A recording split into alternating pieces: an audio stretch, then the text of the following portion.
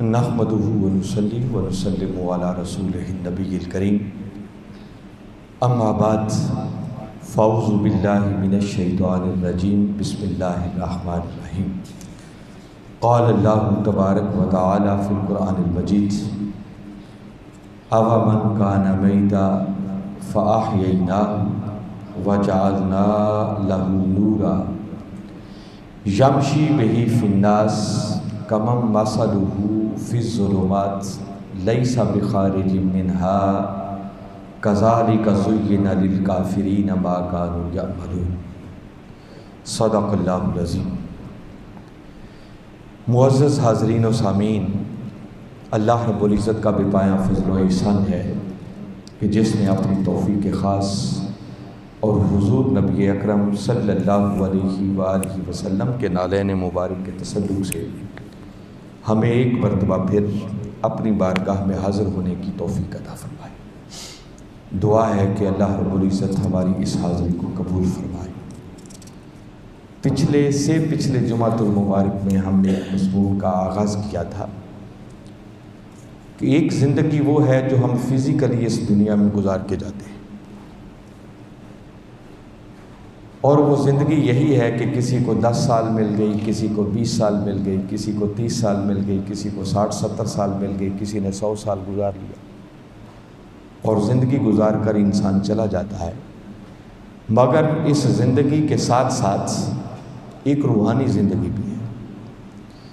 اس physical life کے ساتھ ساتھ ایک اسپرچول لائف بھی ہے، جس زندگی کا مزہ چکھے بغیر ہی بہت سارے لوگ اس دنیا سے چلے جاتے ہیں، اور وہ اسپرچول لائف اور روحانی زندگی جو ہے وہ میسر آتی ہے اس خوش نصیب کو جس کا دل زندہ ہو جائے، جس کو زندہ قلب مل گیا، دل مل گیا، سمجھو اس کو روحانی زندگی کی لذت میسر آ گئی۔ اس پر میں نے پہلی نشست میں بڑی تفصیل سے قرآن پاک کی 3 آیات کی روشنی میں بات کی تھی۔ آپ لوگوں کو صرف اس گفتگو کے ساتھ ملانے کے لیے میں بڑا اشارتاً اجمالی سا ذکر کروں گا۔ جو آیت کریمہ میں نے عنوان گفتگو کے طور پر تلاوت کی، یہ سورہ انعام قرآن پاک کی 6ٹھی سورت ہے، اور اس کی آیت نمبر 122 ہے، جس میں باری تعالیٰ نے ارشاد فرمایا، اومن کان میتا، کہ بھلا وہ شخص جو پہلے مردہ تھا، فاحییناہ، پس ہم نے اسے زندہ کر دیا، وجعلنا لہ نورا، اور پھر ہم نے اپنی بارگاہ سے اسے ایک نور عطا کر دیا، اور خالی نور ہی نہیں، آگے فرمایا یمشی بہ فی الناس، پھر میرا وہ بندہ اس نور کے ساتھ میری مخلوق میں چلتا ہے۔ اگر اس آیت کے اس حصہ پر غور کیا جائے تو یاد رکھیں، یہ جو کہا اومن کان میتا، بھلا وہ شخص جو پہلے مردہ تھا، اس مردے سے مراد وہ نہیں ہے کہ جس نے کچھ سال زندگی اس دنیا میں گزاری، پھر اس کی روح پرواز کر گئی اور ہم اس کی ڈیڈ باڈی کو اٹھا کر قبر میں ڈالا۔ اس سے مراد وہ مردہ نہیں ہے، کیونکہ اگر اس سے مراد قبر میں جانے والا مردہ ہو تو آگے باری تعالیٰ فرما رہے ہیں کہ ہم نے اسے زندہ کر دیا، زندہ کر کے پھر اس کو نور عطا کیا، اور نور عطا کرنے کے بعد فرمایا یمشی بہ فی الناس، پھر میرا وہ بندہ اس نور کے ساتھ میری مخلوق میں، بندوں میں چلتا ہے۔ اس کا مطلب یہ اس دنیا کی کوئی بات ہو رہی ہے، وہ فزیکلی ڈیڈ ہو جانے والی بات نہیں ہو رہی کہ جس کی جان نکل گئی، روح پرواز کر گئی، ہم اسے اٹھا کے قبر میں ڈالا۔ اس موت سے مراد بھی کوئی اور موت ہے، اور اس زندگی سے مراد بھی کوئی اور زندگی ہے۔ تو جس شخص کی نسبت کہا گیا کہ اومن کان میتا، بھلا وہ شخص جو مردہ تھا،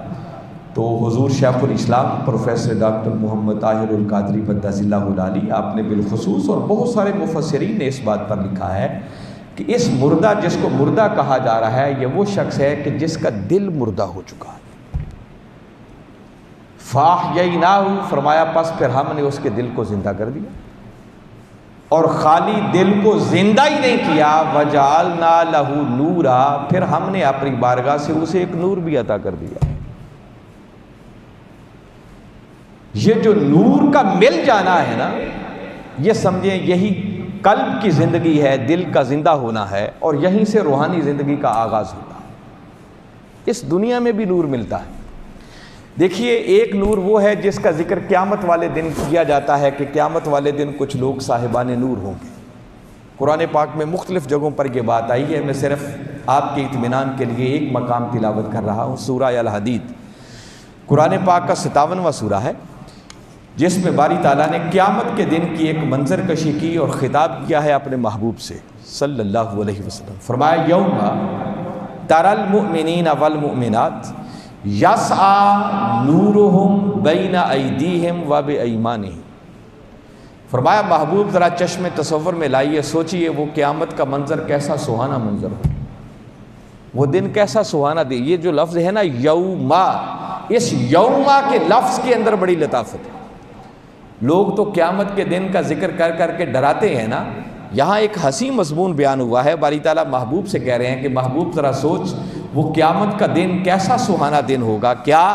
تری المؤمنین والمؤمنات، کہ محبوب آپ دیکھ رہے ہوں گے، آپ تک رہے ہوں گے کہ کچھ آپ کے غلام مومن مرد ہوں گے اور مومن عورتیں ہوں گی، اور ان کی شان یہ ہوگی، فرمایا یسعی نورہم بین ایدیہم وبایمانہم، کہ اس قیامت والے دن ان کا نور ان کے آگے آگے بھی اور ان کی داہنی جانب بھی ان کے ساتھ ساتھ دوڑ رہا ہوگا۔ وہ نور کے حالوں میں جا رہے ہوں اور محبوب آپ انہیں تک رہے ہوں گے اور تک تک کر خوش ہو رہے ہوں گے کہ یہ میرے وہ غلام ہیں جنہوں نے غلامی کا حق ادا کیا، اور آج اللہ تعالیٰ نے ان کو صاحب نور کر دیا۔ وہ نور والے ہوں گے، نور کے حالوں میں جا رہے ہوں گے، نور ان کے آگے آگے بھی دوڑ رہا ہوگا، نور ان کی داہنی جانب بھی ان کے ساتھ ساتھ دوڑ رہا ہوگا، اور وہ نور قیامت والے دن باقاعدہ نظر آئے گا۔ اور ایک بات یاد رکھ لیں کہ جس شخص کو قیامت والے دن نور ملے گا، قیامت والے دن تو اس کو بعد میں ملے گا، اللہ اس دنیا میں اس کو نور پہلے عطا کرتا ہے۔ یہ ہو نہیں سکتا کہ یہاں کوئی نور سے محروم ہو اور اس کو قیامت والے دن کوئی نور مل جائے۔ بس فرق صرف اتنا ہے کہ قیامت والے دن وہ نور ہم اپنی ننگی آنکھوں سے، کھلی آنکھوں سے دیکھیں گے، یہاں وہ نور ہمیں ان آنکھوں سے نظر نہیں آتا۔ اور ایسے بہت سارے احوال ہیں، بہت ساری چیزیں ہیں جو یہاں ہمیں نظر نہیں آتی مگر قیامت والے دن نظر آئیں گی۔ اب دیکھیں نا، عام لوگوں کی بات تو ایک طرف رہی، خود اللہ کے پیغمبر، اولو العزم پیغمبر حضرت موسیٰ علیہ السلام نے طور پہ جا کر اللہ کی بارگاہ میں عرض کی تھی، رب ارنی انظر الیک، مولا تجھے دیکھنا چاہتا ہوں، ایک جھلک عطا کر۔ تو جواب ملا تھا لن ترانی، موسیٰ اس وقت تیری آنکھ میں اتنی تاب نہیں ہے کہ تو میرے جلوے کو پا سکے اور مجھے دیکھ سکے۔ اس دنیا میں اللہ کو نہیں دیکھا جا سکتا۔ باری تعالیٰ نے اپنے پیغمبر کو بھی جواب دے دیا، مگر حدیث مبارکہ بتاتی ہے کہ قیامت کا دن ہوگا جب اہل ایمان کامیابی پانے والے جنت میں چلے جائیں گے تو اللہ رب العزت اپنے خاص شان کے ساتھ جلوہ گر ہوں گے اور ان جنتیوں کو سلام فرمائیں گے، السلام علیکم، اے تمہیں سلام ہو جنت میں آنے والوں۔ اور پھر جیسے ہی وہ نظریں اٹھا کر دیکھے تھے تو اللہ کے حسن مطلق کے جلوے ان کی آنکھوں کے سامنے ہوں۔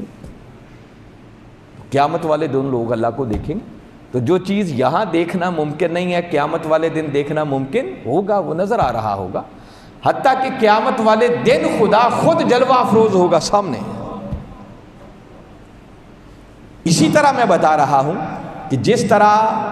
اللہ کو اس وقت دیکھنا ممکن نہیں ہے، قیامت والے دن دیکھیں گے لوگ، جنت میں جا کر لوگ دیکھیں گے،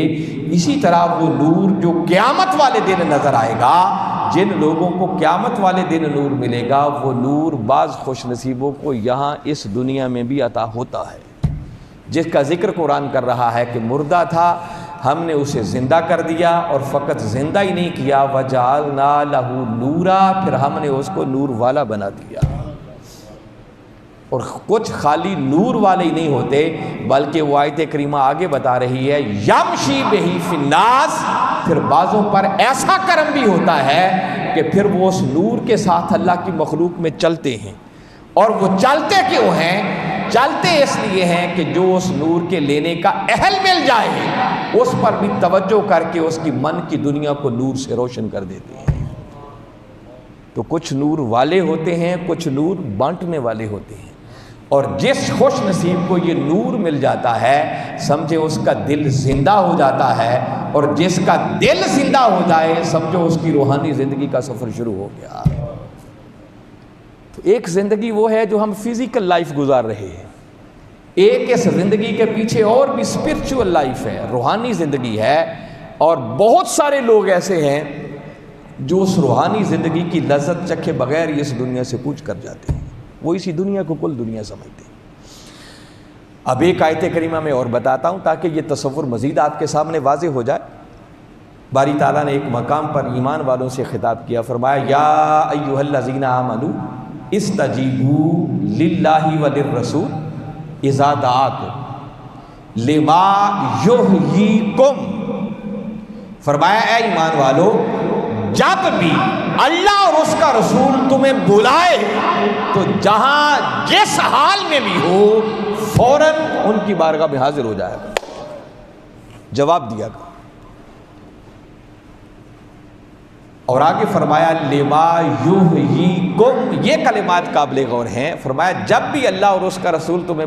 بلائے تو فوراً حاضر ہو جایا کرو، کیونکہ جس طرف وہ تمہیں بلاتے ہیں لما یحییکم، یہ وہ چیز ہے جو تمہیں زندگی عطا کر دے گی، یحییکم جو تمہیں زندہ کر دے گی، زندگی عطا کر دے گی۔ اب بڑی سادہ سی بات ہے کہ اب ایمان والوں سے خطاب کیا جا رہا ہے کہ اے ایمان والو تم جہاں جس حال میں بھی ہو، جب بھی اللہ اور اس کا رسول تمہیں بلائے، ایک بات میں پھر آپ کے ذہنوں میں ریوائنڈ کر رہا ہوں، بات دونوں کی ہے، اللہ اور اس کے رسول کی، مگر جب صیغہ استعمال کیا تو اذا دعاکم، دعا واحد کا صیغہ ہے، فرمایا جب بھی اللہ اور اس کا رسول تمہیں بلائے، بلائیں نہیں کہا، دعوا نہیں کہا، دعا کہا، تو دو کا ذکر کر کے واحد کا صیغہ استعمال کر کے باری تعالیٰ بتانا چاہ رہے ہیں کہ لوگوں ہاں میں اور میرا رسول ذاتیں تو دو ہیں مگر ہم دونوں کا بلاوا ایک ہے۔ میں نے بلانا ہو تو تب بھی زبان مصطفیٰ کی استعمال ہوتی ہے، اور میرے مصطفیٰ نے بلانا ہو تو تب بھی زبان مصطفیٰ کی استعمال ہوتی ہے۔ یا یوں سمجھ لیں کہ باری تعالیٰ فرما رہے ہیں کہ لوگوں رسول کا بلانا ہی حقیقت میں میرا بلانا ہے۔ تو فرمایا جب بھی اللہ اور اس کا رسول تمہیں بلائے تو حاضر ہو جایا کرو۔ اب جن کو بلایا جا رہا ہے، اب حدیث مبارکہ کو اگر ساتھ ملا لیں تو مفسرین نے اس کی شرح کی ہے کہ اس کا معنی یہ ہے کہ اگر تاجدار کائنات صلی اللہ علیہ وسلم کسی کو آواز دیں حتیٰ کہ وہ نماز بھی پڑھ رہا ہو تو حکم ہے کہ نماز کو وہیں چھوڑ کر فوراً مصطفیٰ کی بارگاہ میں حاضر ہو جائے۔ پھر آقا اس کو اپنے کسی کام بھیج دیں، وہ بازاروں میں چکر لگاتا پھرے، خرید و فروخت کرے، شاپنگ کرے، آ کے پھر آقا کی بارگاہ میں حاضر ہو کر جواب دے، تو فرمایا سارا کام کر کے جب وہ واپس نماز کی طرف پلٹے گا تو دوبارہ دہرانے کی ضرورت نہیں، جہاں چھوڑ کے گیا تھا وہیں سے شروع کر دے، اور اینڈ پر سجدہ صاحب کرنے کی بھی ضرورت کوئی نہیں ہے، بس وہ سمجھے سارا نماز ہی تھی جو کچھ وہ کر رہا تھا۔ تو اب جن کو بلایا جا رہا ہے کہ جب بھی جہاں بھی ہو، تو وہ زندہ تھے تو تبھی تو ان کو بلایا جا رہا تھا نا، انہیں کہا جا رہا تھا کہ فوراً حاضر ہو جایا کرو، وہ زندوں کی بات ہو رہی ہے۔ اور یہ جو باری تعالیٰ نے آگے فرمایا کہ حاضر ہو جایا کرو، کیونکہ جب تم وہاں جاؤ گے تو میرا مصطفیٰ تمہیں جس بات کی طرف بلائے گا لما یحییکم، یہ وہ ہے جو تمہیں زندہ کر دے گی، جو تمہیں زندگی عطا کر دے گی۔ تو اس کا مطلب اس فزیکل لائف کے علاوہ بھی کوئی زندگی ہے جس زندگی کی مومن کو ضرورت ہے، ورنہ زندہ تو وہ پہلے ہی ہے، اس کا دل آخر زندہ ہے، وہ پمپ کرتا ہے، وہ فزیکلی خون کو آگے بھیج رہا ہوتا ہے تو تبھی تو وہ زندہ ہے نا، وہ چلتا ہے، پھرتا ہے، نماز پڑھتا ہے، کام کرتا ہے، بھی آپ کو بلایا جائے تو تم نے جانا ہے، تو زندہ ہے تو تبھی تو کہا جا رہا ہے۔ تو جب یہ کہا کہ جب جاؤ گے جس طرف میرا مصطفیٰ تمہیں بلاتا ہے، تو فرمایا لما یحییکم، یہ تمہارا اس بارگاہ میں چلے جانا تمہیں ایک نئی زندگی عطا کر دے گا۔ تو یہ زندگی کون سی ہے؟ اس کا مطلب اس فزیکل لائف کے علاوہ بھی کوئی لائف ہے، کوئی زندگی ہے، اور اسی زندگی کو اسپرچول لائف اور روحانی زندگی کہتے ہیں، دل کا زندہ ہو جانا۔ تو میں اس بات کی طرف اشارہ کر رہا ہوں کہ پہلے تو اس بات کو سمجھے، اس بات پر ایمان لائیں کہ کل زندگی وہی نہیں ہے جو ہم ظاہری طور پر گزار کے چلے جاتے ہیں، اس کے علاوہ بھی ایک زندگی ہے، اور اس زندگی کا مزہ چکھیں تو اس کی لذت ہی کچھ اور ہے، اس کی حلاوت ہی کچھ اور ہے، اس کا مزہ ہی کچھ اور ہے، اس میں کیف ہی کچھ اور ہے۔ پھر بندے کے زندگی کے انداز ہی بدل جاتے ہیں، اس کا چلنا پھرنا، اٹھنا بیٹھنا، سونا جاگنا، یہ سب اس کے رنگ بدل جاتے ہیں۔ تاہم پہلے تو میں یہ بتا رہا تھا کہ یہ بھی ایک زندگی ہے، اور یہ زندگی وہی ہے جس بندے کو نور مل جائے، اس نور کے ملنے سے پھر اس کا دل زندہ ہو جاتا ہے، اور جب دل زندہ ہو جاتا ہے بندے کا تو پھر یوں سمجھے کہ اس دل کے زندہ ہو جانے کی وجہ سے، اس قلب کے زندہ ہو جانے کی وجہ سے اس بندے کو ایک نئی زندگی مل جاتی ہے جس کو روحانی زندگی اور اسپرچول لائف کہا جاتا ہے۔ اگر کسی کو یہ سمجھ نہ آئے کہ یہ کیسے ہے تو میں اس کی سادہ سی ایک مثال آپ کو دیتا ہوں۔ دیکھیے بسا اوقات ہم دیکھتے ہیں کہ بندہ بیمار ہو جاتا ہے، اس کو ہاسپٹل میں لے جاتے ہیں، بستر مرگ پر پڑا ہوا ہے، اور وہاں مشینوں کے ساتھ اس کو جوڑ دیا جاتا ہے، اور مشینوں کے بل بوتے پر وہ سانس لے رہا ہوتا ہے، چل رہا ہوتا ہے،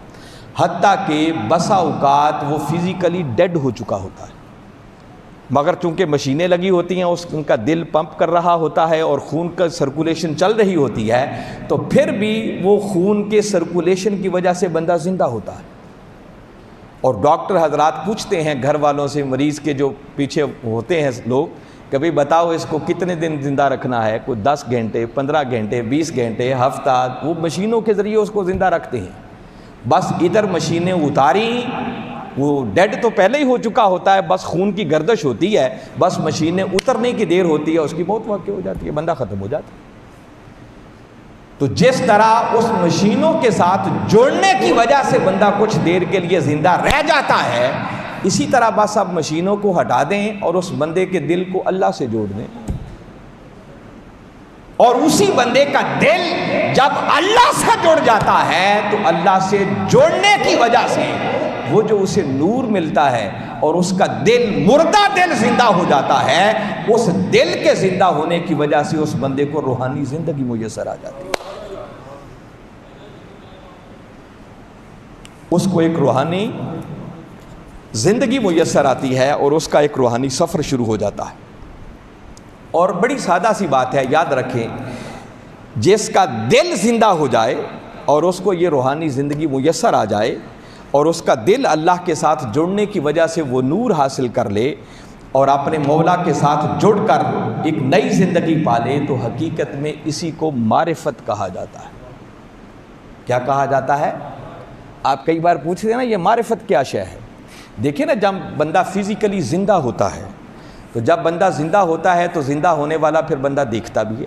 اگر وہ بلائنڈ نہ ہو، اس کی آنکھیں کام کر رہی ہوں، تو جب تک اس کا دل دھڑکتا ہے، دل پمپ کرتا ہے، خون گردش کرتی ہے، تو وہ آنکھوں سے دیکھتا بھی ہے، کانوں سے سنتا بھی ہے، زبان سے چکھتا بھی ہے، اس کو اچھے برے کا احساس بھی ہوتا ہے، اس کو تکلیف بھی پہنچتی ہے، اس کو راحت بھی پہنچتی ہے، یہ سارا کچھ محسوس کرتا ہے نا بندہ۔ اور اگر وہ ڈیڈ ہو جائے، اس کی وہ جان نکل جائے اور فزیکلی ڈیڈ ہو جائے، تو آنکھیں ہونے کے باوجود بھی بندہ کچھ نہیں دیکھتا، کچھ نہیں سنتا، وہ سلسلہ ختم ہو جاتا ہے۔ اسی طرح یاد رکھیں، جب تک یہ دل ظاہری طور پر زندہ ہوتا ہے، بندہ فزیکلی لائیو ہے، زندہ ہے، تو جس طرح وہ دیکھتا اور سنتا ہے، جب بندے کا دل روحانی طور پر زندہ ہو جائے، تو جس کا دل زندہ ہو جائے، اس دل کے زندہ ہونے کی وجہ سے وہ زندہ دل والا کچھ اور دیکھ رہا ہوتا ہے، اس کی آنکھیں کچھ اور کام کر رہی ہوتی، وہ بندہ سنتا بھی ہے، وہ بندہ دیکھتا بھی ہے، وہ بندہ کیف اور لذت اور حلاوت بھی لے رہا ہوتا ہے۔ اور جس کو وہ زندہ دل میسر نہیں آتا نا، اب اس کے سامنے وہ ایسی باتیں کریں کہ بھئی کیا خوبصورت نغمہ چل رہا ہے، معلوم نہیں وہ جنت کی حوروں کے بھی نغمے سن رہا ہوتا ہے، وہ کیسے کیسے مناظر دیکھ رہا ہوتا ہے۔ اور جس بیچارے کو وہ دل ہی مردہ ہو گیا ہے، اس کو اسپرچول لائف میسر ہی نہیں ہے، اس کے سامنے ایسی باتیں کریں گی تو وہ کہے گا کون سی آواز، کون سا منظر، کیونکہ اس کا دل ہی مردہ ہے، اس کی وہ آنکھ کھلی ہی نہیں، اس کے وہ کان ہیں ہی نہیں، نہ ان کو سنائی دیتا ہے، نہ ان کو دکھائی دیتا ہے، نہ ان کو کچھ محسوس ہوتا۔ تو جب وہ دل زندہ ہو جائے تو وہ جو دیکھتا ہے، سنتا ہے، محسوس کرتا ہے، در حقیقت اسی کو معرفت کہا جاتا ہے۔ وہ پہچان کا ایک نیا دروازہ کھل جاتا ہے، اس بندے کی زندگی کا ایک نیا سفر شروع ہو جاتا ہے، اور وہ بندہ پھر اس میں انجوائے کرتا ہے،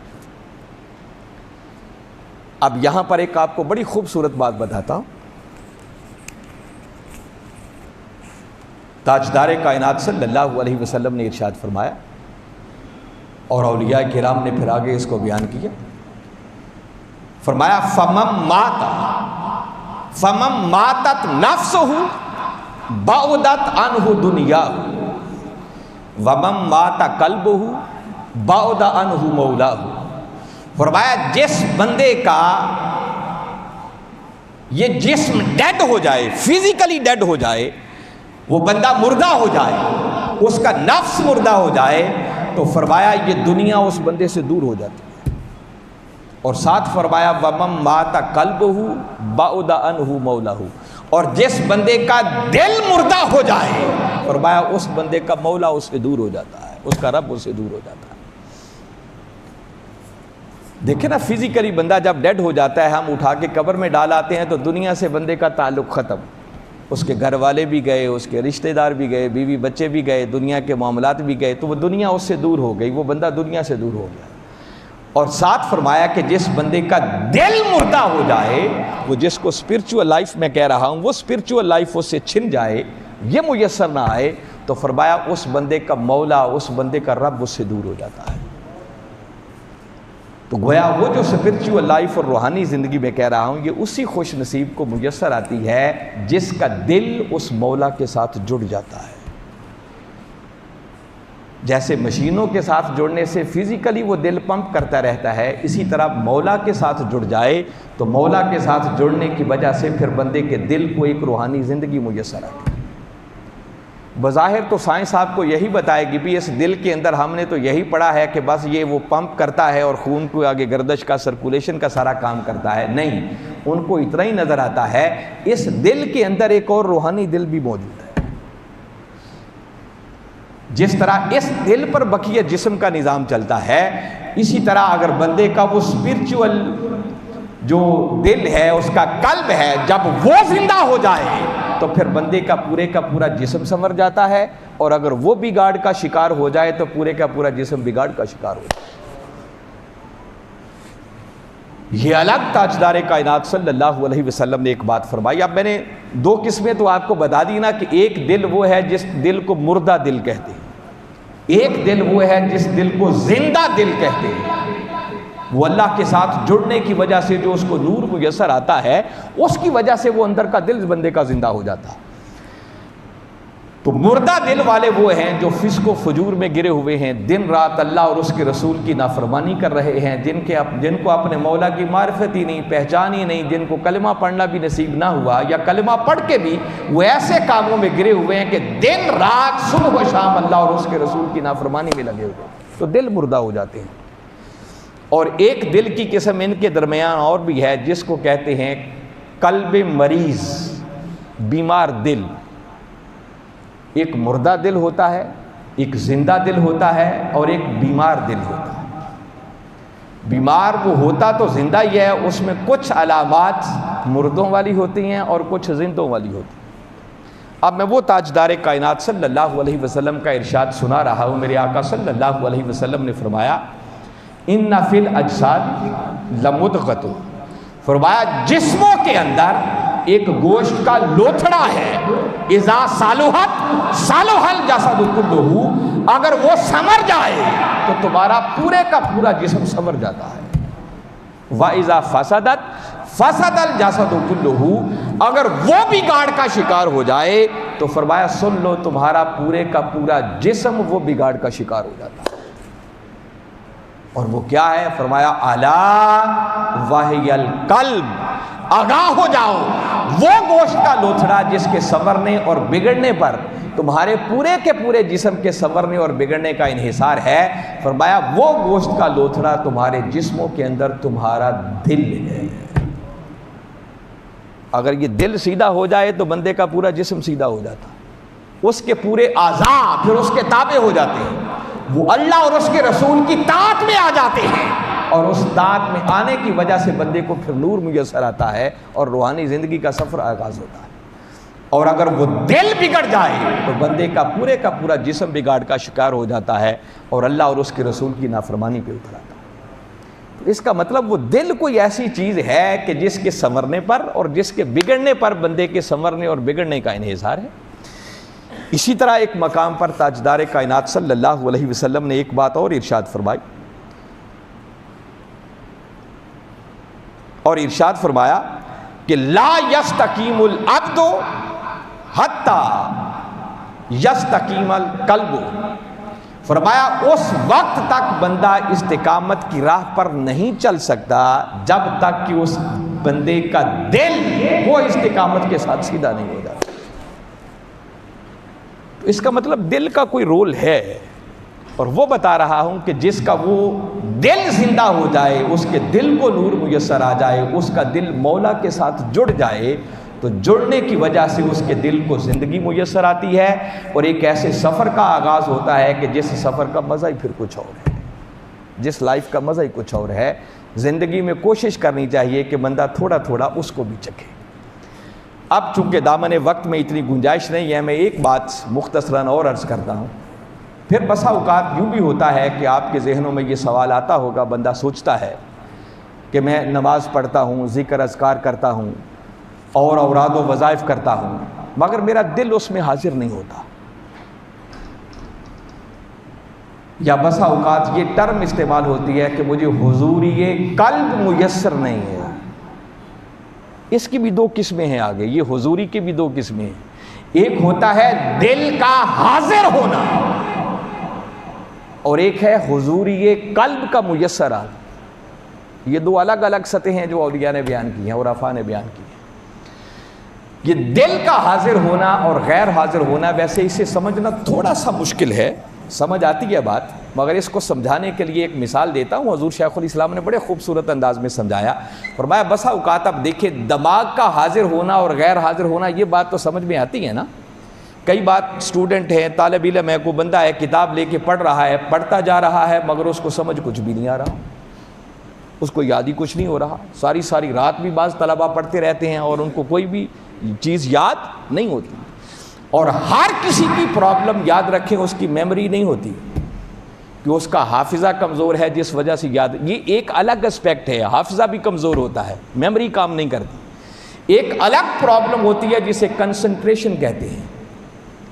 وہ پڑھتے وقت بندے کا دماغ ہی حاضر نہیں ہوتا، وہ بس پڑھ رہا ہوتا ہے مگر ذہنی طور پر وہ حاضر نہیں ہوتا کہ میں کیا پڑھ رہا ہوں۔ یہ بات فیل کر رہے ہیں نا، یہ زندگی میں ایسا ہوتا ہے۔ تو جس طرح وہ کتابیں پڑھتے ہوئے بندے کا دماغ حاضر نہیں ہوتا، اسی طرح جب بندہ عبادت کر رہا ہوتا ہے، اوراد و وظائف کر رہا ہوتا ہے، تو بسا اوقات دل حاضر نہیں ہوتا۔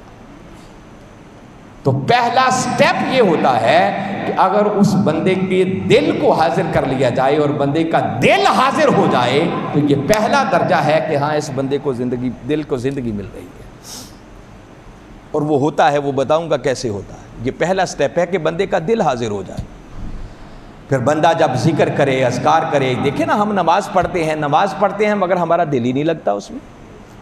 ہماری نماز بھی ایک ایسے ہے جیسے وہ مشینی سی زندگی چل رہی ہے، ادھر اللہ اکبر کہا نماز شروع ہو گئی، آٹومیٹیکلی ثنا پڑھی جا رہی ہے، فاتحہ پڑھی جا رہی ہے، رکوع و سجود ہو رہے ہیں، تشہد پڑھا جا رہا ہے، سلام پھیرا جا رہا ہے، اور پتہ تب چلتا ہے جب بندہ کہتا ہے السلام علیکم، شاید میں نماز پڑھ رہا تھا۔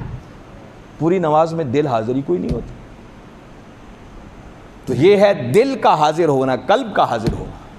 کہ اگر بندے کا دل حاضر ہو جائے کہ جو کچھ وہ پڑھ رہا ہے، اللہ کا ذکر کر رہا ہے، اس ذکر کے ساتھ اس کا دل شاغل ہو، وہ بھی موجود ہو، تو یہ ہے دل کی حاضری۔ اور اس سے بھی اگلی سٹیج اور اوپر والا مرتبہ یہ ہے کہ بندے کا دل خالی ذکر کے ساتھ ہی نہ جڑے، بلکہ ذکر کی بجائے مذکور کے ساتھ اس کا دل جڑ جائے۔ ایک ہے کہ بندے کا دل ادھر لگا ہوا ہے کہ اب میں اللہ اللہ اللہ کر رہا ہوں، سبحان اللہ کہہ رہا ہوں، اب میں نماز پڑھ رہا ہوں، اب میں نیک کام کر رہا ہوں، نہیں۔ دوسرا حضوری قلب یہ ہے کہ بندے کا دل ہر وقت وہ جس کا ذکر کر رہے ہیں اس مذکور کے ساتھ جڑ جائے، اس کی بارگاہ میں حاضر رہے، اس کو کہتے ہیں حضوری قلب۔ اور یہ سب کچھ میسر آتا ہے جب بندے کے دل کو زندگی ملتی ہے، اس روحانی سفر کا آغاز ہوتا ہے۔ اس لیے اولیاء کرام جب بھی کسی کی اصلاح کا کام کرتے ہیں تو ان کا آغاز بندے کے دل کی اصلاح سے ہوتا ہے۔ کیونکہ یہ دل ایک ایسی چیز ہے کہ یہ سنور جائے تو بندے کا پورا جسم بھی سنور جاتا ہے، اور یہ بگاڑ کا شکار ہو جائے تو بندے کا پورا جسم بھی بگاڑ کا شکار ہو جاتا ہے۔ انشاءاللہ آئندہ نشستوں میں میں کوشش کروں گا کہ حضور شیخ الاسلام کے قدموں سے جو خیرات میں حاصل کر رہا ہوں وہ آپ لوگوں تک بھی ٹوٹی پھوٹی پہنچاؤں،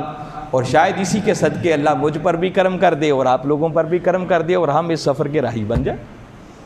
ان باتوں کو غور سے سنیں اور اپنے من میں جگہ دیں کہ زندگی وہی نہیں ہے جو فزیکلی ہم گزار کے جا رہے ہیں، اس فزیکل لائف کے ساتھ ساتھ ایک اسپرچول لائف ہے، ایک روحانی زندگی ہے، اور وہ روحانی زندگی اس کو میسر آتی ہے جس کا دل مولا کے ساتھ جڑ جائے، اور مولا کے ساتھ جڑنے کی وجہ سے اس کو نور میسر آ جائے، اور جب نور میسر آنے کی وجہ سے اس بندے کا دل زندہ ہو جاتا ہے تو پھر بندہ وہ کچھ دیکھتا ہے جو مردہ دل والا نہیں دیکھ سکتا، وہ کچھ سنتا ہے جو مردہ دل والا نہیں سن سکتا، وہ کچھ محسوس کرتا ہے جو مردہ دل رکھنے والا محسوس نہیں کر سکتا ہے۔ پھر وہ ہر وقت جسے کہتے ہیں نا ہاتھ کار والے تے دل